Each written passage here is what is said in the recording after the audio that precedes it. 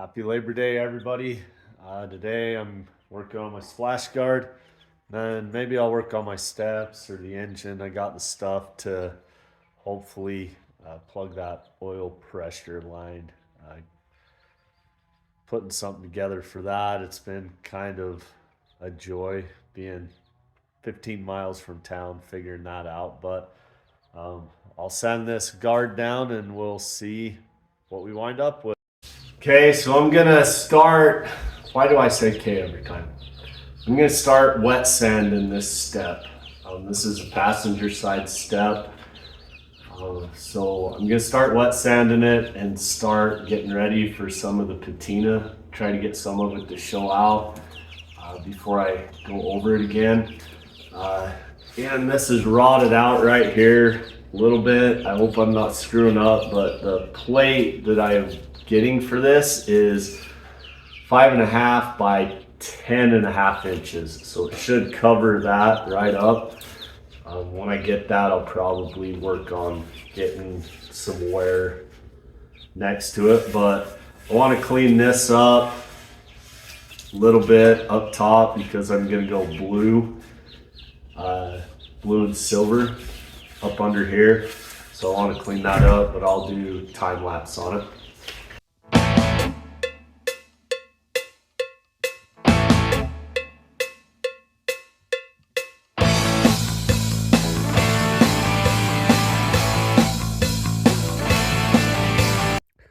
Okay, I'm gonna show how I do the patina on my splash guards. I know with this Bondo job, if anybody that knows what the heck they're doing, they'll tell me I suck at it. I fully agree. I'm not very good, but it's a patina truck, so I kind of don't care. But here we go. So first I start with like a rust brown. So I'll put a nice thick coat of that on, maybe a couple coats, and I'll show you the next step I do. So after I do the rust brown, I painted it the original color that this truck was. As you can see right there, as I sand it down, I try and go through the red and blow into that. You can see the brown underneath. There's a little still showing, and I'll spray that with vinegar, salt and vinegar. But I can get that to come through, and then there's a little bit of the brown. But this here is the original. That's rust in the tan. Then you can see the red, blue, and silver on top of that. So that's why I do that. I'm working on getting the patina to come through on these steps today. I'll try and figure out how to get more of a close-up so you can see, I don't know, maybe make a cool video on how it comes off. Get that in the latter part of this one. But these holes, I'm a little iffy on. I don't think they're supposed to be there. They went to that. So I think they welded or screwed something to it that shouldn't have been there, and I missed it before I started working on this. But let me see if I can put something together.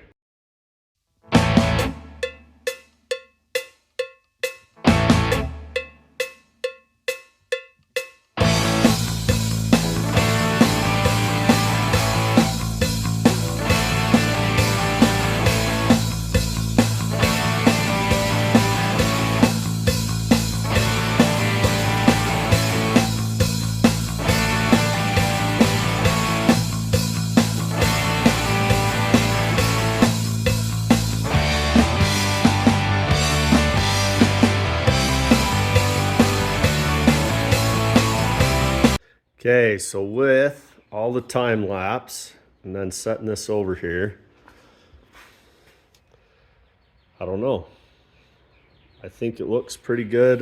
When I get the side panel and this wheel fender fixed, I'm gonna do some more sanding and stuff on that splash guard. But I don't know. What's everybody think? So I used Okay, so I've got this 90% done. I'm way happy with how it's turned out so far. Again, I'm gonna put a metal plate over the top of this. It's on, there's a couple places online that you can buy GMC step plates that have the old GMC logo on it. Um, but I showed, hopefully I put this in here, I'm not sure, but again, I did a rust. So I rust reformed it all, primer, black. Then I went over it with a brown rust color. You can see that coming through in a few spots here. And I'm gonna spray it with salt and vinegar also. So anywhere that the rust, the still really does show, I'm gonna rust it out with that. But it's a rust reformer, dark brown. Then this tan color here, that was the original color of the truck. There's some places where you can still see it. Then they went over with this primer red. Then it's a dark blue and then a shiny silver over the top of that. So it's kind of trying to mock how the sun would have been hitting this truck over the last 40 years that it's sat out in the sagebrush. But I think overall it's pretty good. But as I get the bed done, I'm gonna have to do some more patina work on that, and then I can make this flow a little more. I like where the original tan color burns through, so I'm hoping maybe I'll bring more of that out as I work on the bed of the truck. But patina is kind of fun, takes a little bit of time. If you're able, this primer is an oil-based primer, and it wound up giving me fits with my airbrush. I'm kind of glad it wasn't a very expensive airbrush, because I can't get the stinking thing to paint with the needle in it for nothing.